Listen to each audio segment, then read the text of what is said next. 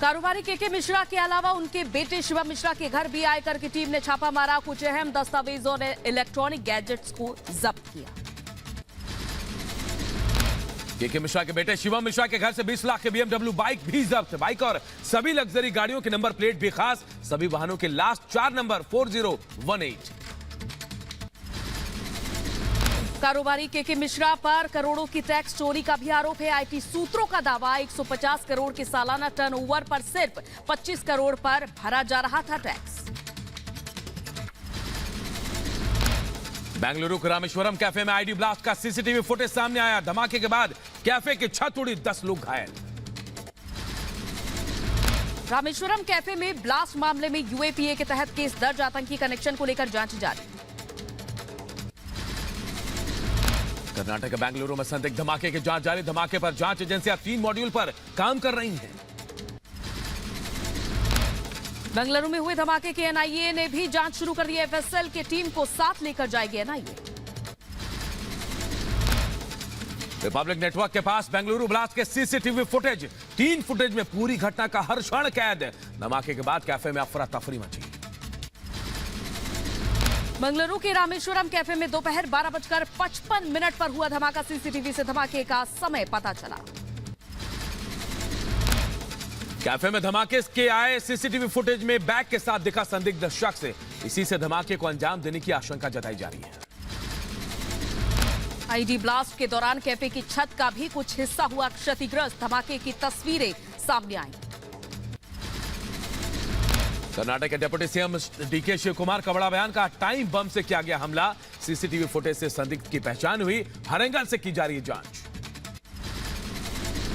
Bengaluru cafe blast पर बोले CM Siddaramaiah. कहा कैफे में हुआ धमाका आईडी ब्लास्ट कम तीव्रता का था विस्फोट। एफएसएल की टीम कर रही है धमाके की जांच। बेंगलुरु धमाके पर बीजेपी ने कर्नाटक सरकार को घेरा। कहा वोट बैंक के लिए जांच रोक रही सरकार। आईडी ब्लास्ट को बताया सिलेंडर ब्लास्ट। सीएम सिद्धरामैया जिम्मेदारी लेते हुए इस्तीफा दे। कर्नाटक के राज्यपाल थावरचंद गहलोत ने अस्पताल पहुंचकर घायलों से मुलाकात की। केंद्रीय मंत्री प्रहलाद जोशी और बीजेपी प्रदेश अध्यक्ष बीआई विजेंद्र भी मौजूद रहे। घायलों से मुलाकात के बाद बोले केंद्रीय मंत्री प्रहलाद जोशी। कहा तुष्टीकरण का नतीजा धमाका। मामले पर राजनीति ना करे कर्नाटक सरकार। कैफे ब्लास्ट पर कर्नाटक के गृह मंत्री गंगाधरा परमेश्वर का बयान। कहा हर एंगल से जांच की जा रही है। ब्लास्ट में घायल लोगों की हालत स्थिर है। कोई गंभीर रूप से नहीं है जख्मी। रामेश्वर कैफे ब्लास्ट की जांच में एनआईए के अलावा एटीसी एफएसएल की टीम भी कर रही है जांच। मौके से जुटाए गए हैं सबूत। रामेश्वर कैफे के एरियल विजुअल आए सामने। आईडी बम धमाके में 10 लोग हुए घायल। 2 लोगों की हालत गंभीर बताई जा रही है। बेंगलुरु ब्लास्ट की जांच को लेकर पुलिस ने घायलों से की पूछताछ। अस्पताल में भर्ती पीड़ितों से पूरी जानकारी ली। पीएम मोदी आज बिहार और पश्चिम बंगाल का करेंगे दौरा। कई परियोजनाओं का उद्घाटन और शिलान्यास करेंगे। पीएम मोदी पश्चिम बंगाल के नादिया के कृष्णानगर जाएंगे। 15,000 करोड़ की कई विकास परियोजनाओं का करेंगे शिलान्यास। पीएम मोदी बिहार के औरंगाबाद में 21,400 करोड़ रुपए की कई विकास परियोजनाओं का उद्घाटन और शिलान्यास करने वाले हैं। कई तेल और गैस क्षेत्र की परियोजनाओं की भी विकास परियोजनाओं का शिलान्यास करेंगे। पश्चिम बंगाल दौरे पर पीएम मोदी बंगाल के राज्यपाल सीवी आनंद बोस से पीएम ने की मुलाकात। पीएम मोदी से मिले सीएम ममता बनर्जी। कोलकाता में राजभवन में हुई दोनों की मुलाकात। पीएम से मुलाकात पर बोली सीएम ममता बनर्जी ये राजनीतिक नहीं शिष्टाचार मुलाकात थी। कई मुद्दों पर चर्चा। पीएम मोदी ने पश्चिम बंगाल को दी विकास की सौगात। पीएम ने आरामबाग में 7,000 करोड़ से ज्यादा की परियोजनाओं का शुभारंभ किया। बंगाल के आरामबाग से ममता पर बरसे पीएम मोदी। कहा संदेश खाली में जो हुआ उससे देश दुखी है। संदेश खाली में महिलाओं पर अत्याचार घटना से देश में नाराजगी। पीएमसी ने संदेश खाली की बहनों के साथ जो किया है वो देखकर पूरा देश दुखी है। हर चोट का जवाब वोट से देना है। शाहजहां को लेकर ममता सरकार पर बरसे पीएम, बोले टीएमसी ने आरोपी नेता को बचाया, अपराधियों को संरक्षण देती है टीएमसी, अब हर चोट का जवाब वोट से देना है। मुख्यमंत्री दीदी ने, बंगाल सरकार ने टीएमसी के नेता को बचाने के लिए जो भी कर सकते थे पूरी शक्ति लगा दी। हर चोट का जवाब वोट से देना है। पीएम मोदी ने बंगाल में विकास को लेकर ममता सरकार पर निशाना साधा, बोले टीएमसी बंगाल का विकास नहीं होने दे रही है। केंद्र सरकार विकास को लेकर कर रही है काम, बंगाल विकसित होगा तभी भारत विकसित होगा। ये गरीब विरोधी टीएमसी वो भी नहीं करने देती।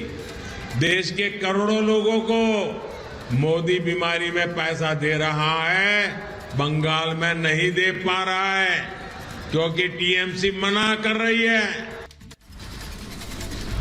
भ्रष्टाचारियों पर पीएम मोदी का करारा प्रहार, कहा लूटने वालों को मोदी छोड़ने वाला नहीं, जिसने गरीब को लूटा उसे लौटाना ही पड़ेगा। मैं आज बंगाल को वादा कर रहा हूं, मेरी गारंटी है, ये लूटने वालों को लौटाना पड़ेगा। बंगाल के आरामबाग में पीएम मोदी की रैली में पहुंचे हजारों लोग, रैली में दिखा लोगों का हुजूम। पश्चिम बंगाल के आरामबाग में जनसभा के बाद राजभवन गए पीएम मोदी, राजभवन में रात्रि विश्राम कर पीएम आज बिहार दौरे पर रहेंगे। टीएमसी नेता कुणाल घोष का पश्चिम बंगाल राज्य महासचिव पद से इस्तीफा, प्रवक्ता का पद भी छोड़ा। कुणाल घोष ने टीएमसी नेताओं पर उठाए सवाल, का मौजूदा सिस्टम में मिसफिट हूं, नहीं कर सकता काम। लोकसभा चुनाव से पहले तेलंगाना में बीआरएस को बड़ा झटका लगा, सांसद बीबी पाटिल बीजेपी में शामिल हुए। बीजेपी महासचिव तरुण चुग ने बीआरएस को बताया बाप, बेटा और बिटिया पार्टी। बीजेपी जल्द जारी कर सकती है पहले लिस्ट, 100 से ज्यादा नामों का ऐलान हो सकता है। 35 से 40 मौजूदा सांसदों का टिकट कटने की संभावना, नई दिल्ली सीट से बांसुरी स्वराज को मिल सकता है टिकट। बीजेपी अध्यक्ष जेपी नड्डा आज उत्तराखंड के दौरे पर लोकसभा चुनाव की तैयारियों पर बैठक करेंगे। बीजेपी अध्यक्ष जेपी नड्डा देहरादून में प्रबुद्ध जन सम्मेलन को भी संबोधित करेंगे, चुनावी तैयारियों का जायजा लेंगे। आज अयोध्या दौरे पर गुजरात कैबिनेट, सीएम भूपेंद्र पटेल के साथ 25 सदस्यों का डेलीगेशन अयोध्या पहुंचेगा। गुजरात कैबिनेट रामलला के दर्शन करेगी। बीजेपी नेता उमा भारती ने अयोध्या में रामलला के दर्शन किए। उमा भारती ने कहा अयोध्या की तरह काशी और मथुरा में भी भव्य मंदिर बनेगा। निर्वाचन आयोग ने सभी राजनीतिक दलों को दी नसीहत, कहा जाति और धर्म के नाम पर वोट नहीं मांगे। दिल्ली के सीएम अरविंद केजरीवाल आज से पंजाब के 2 दिनों के दौरे पर रहेंगे। इस दौरान कई कार्यक्रमों में वो शामिल भी होंगे। सीएम अरविंद केजरीवाल जालंधर, लुधियाना और अमृतसर में करेंगे कार्यक्रम। पंजाब सीएम भगवंत मान भी मौजूद रहेंगे। बीजेपी नेता रमेश पिथोड़े के केजरीवाल पर हमला, उन्होंने क्या कहा, अपनी नाकामी दूसरे के सिर पर डालना केजरीवाल की आदत है। अपनी नाकामियों को बार बार दूसरे के ऊपर डालना ये फितरत में, और दिल्ली के लोग समझने लगे हैं केजरीवाल को, उनका चरित्र सामने आ गया है। बीजेपी नेता तरुण चुग ने संदेशखाली को लेकर कांग्रेस पर किया हमला, कहा बंगाल में बेटियों पर अपराध हो रहा है और प्रियंका गांधी ने महिलाओं की सुध भी नहीं ली।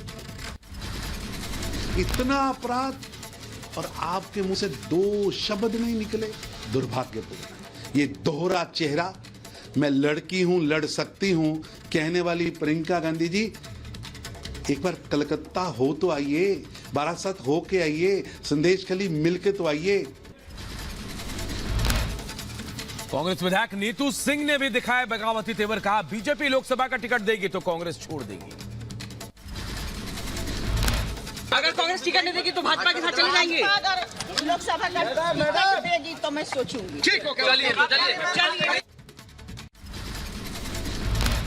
हिमाचल में कांग्रेस के 6 बागी विधायकों की सदस्यता पूरी तरह से खत्म। सचिवालय ने जारी किया नोटिस, दल बदल कानून के तहत अयोग्य करार दिया।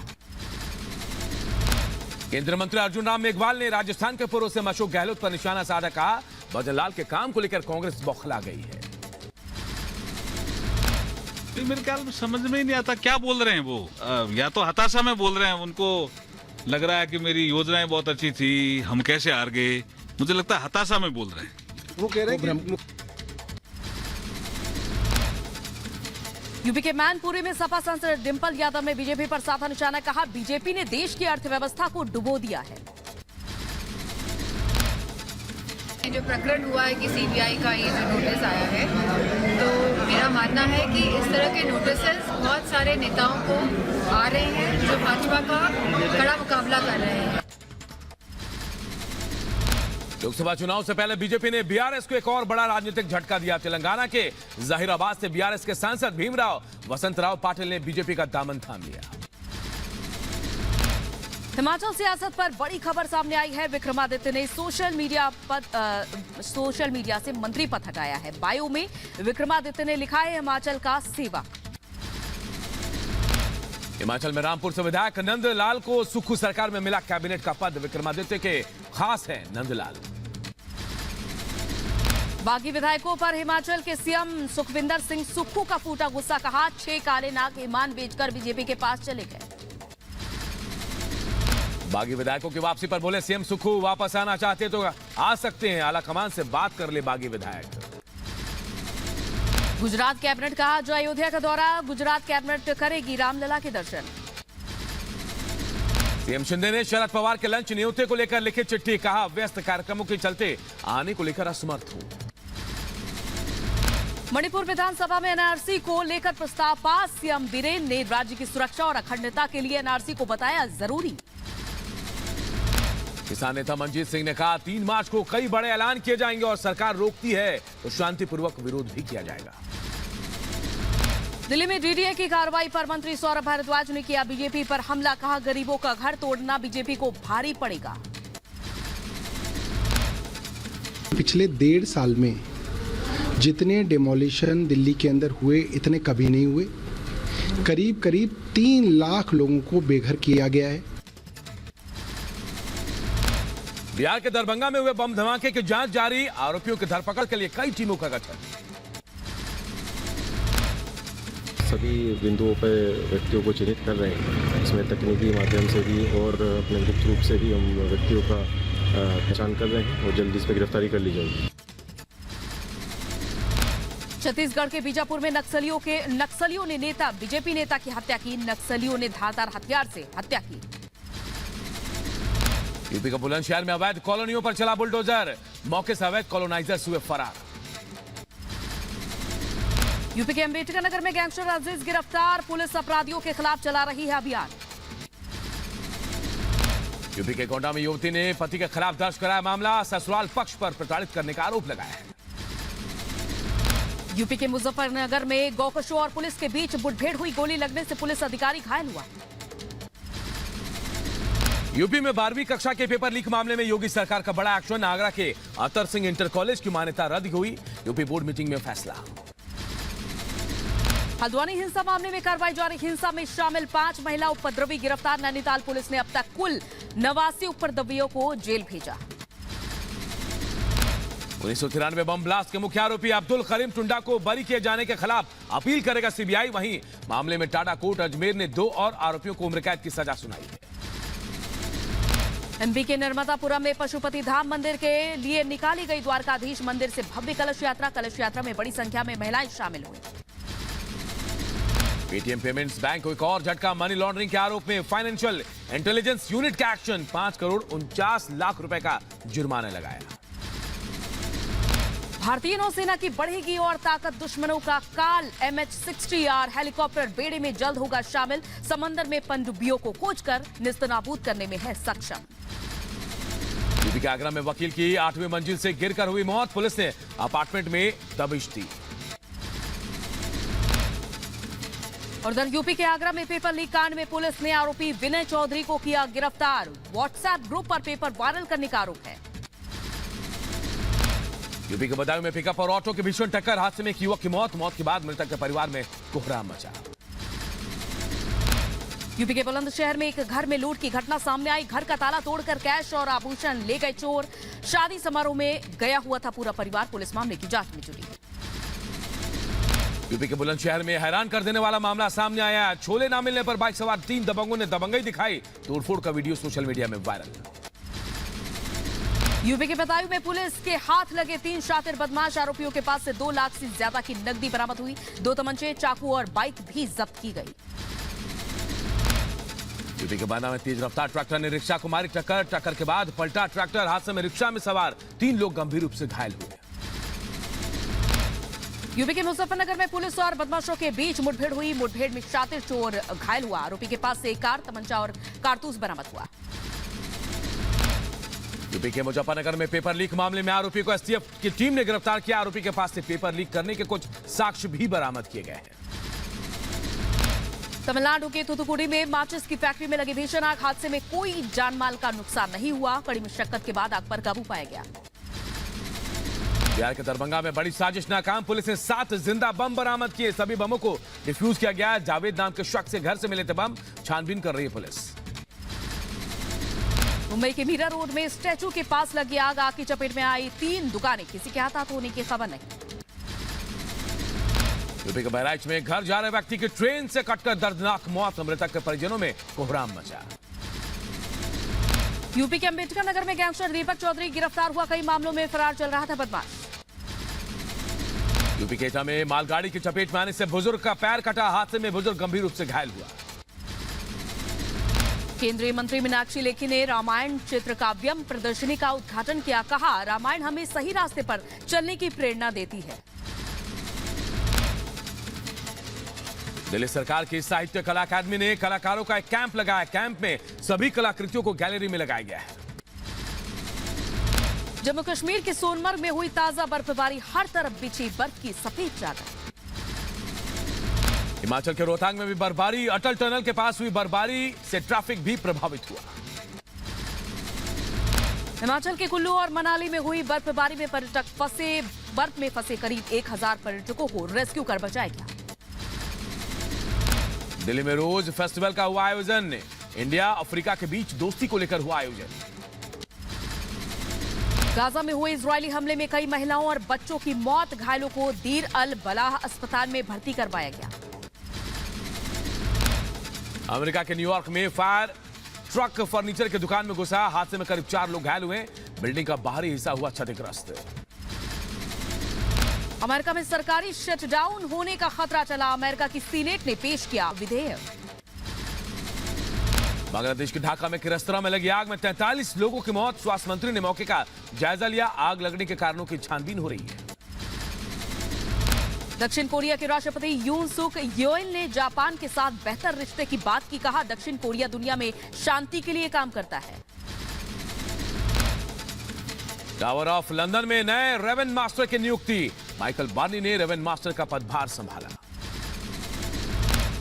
ईरान हिजाब विरोधी प्रदर्शनों के बाद पहली बार हुए चुनाव। सर्वोच्च नेता अयतुल्ला अली खामनेई ने भी मतदान किया।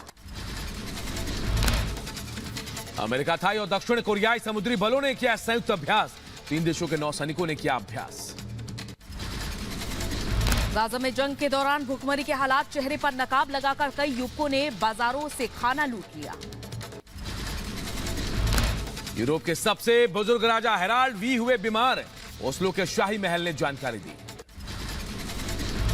जापान के पूर्व मंत्री ने पार्टी फंड में हुए घोटाले से इनकार किया। पार्टी फंड में करोड़ों डॉलर के घोटाले का आरोप। गाजा में इजरायली सैनिकों की गोलीबारी की चीन ने निंदा की। इजरायल से सीज फायर की अपील की है। इटली के प्रधानमंत्री जॉर्जिया मेलोनी अमेरिका दौरे पर पहुंची। वॉशिंगटन डीसी में राष्ट्रपति बाइडेन ने उनका स्वागत किया। इजरायल हमास युद्ध में मारे गए फिलिस्तीनियों की मौत का आंकड़ा 30,000 से ऊपर पहुंचा। दीर अल बलाह में इजरायल ने किया था भीषण हमला। अमेरिका में भारी बर्फबारी से भारी मुश्किल। करीब 10 फीट बर्फ गिरने से नेशनल पार्क और स्की रिजॉर्ट बंद किए गए। दक्षिण गाजा के खान यूनुस में इजरायली सैनिकों ने किया हमला। इजरायली रक्षा मंत्रालय ने जारी किया हमले का वीडियो। रूस की राजधानी मॉस्को में चर्च में जमा हुई भीड़। नवलनी के अंतिम संस्कार से पहले दी गई विदाई। रूस के विपक्षी नेता नवलनी का मॉस्को में हुआ अंतिम संस्कार। भारी पुलिस बल की मौजूदगी में अंतिम संस्कार हुआ। रूस के विपक्षी नेता नवलनी के अंतिम संस्कार के दौरान एक युवक गिरफ्तार हुआ। पुलिस ने शांति भंग की आशंका में गिरफ्तार किया। गाजा में बंधक बनाए गए लोगों के रिश्तेदारों का तेल अवीव में अमेरिकी दूतावास के बाहर विरोध प्रदर्शन। बंधकों की जल्द रिहाई की मांग। नॉर्थ जर्मनी में भीषण गोलीबारी, फायरिंग में 4 लोग मारे गए। संदिग्ध सैनिक ने खुद को मारी गोली। एक बच्चे सहित 4 लोगों को हनोवर और ब्रेमेन के पास रात में मार दी गई गोली।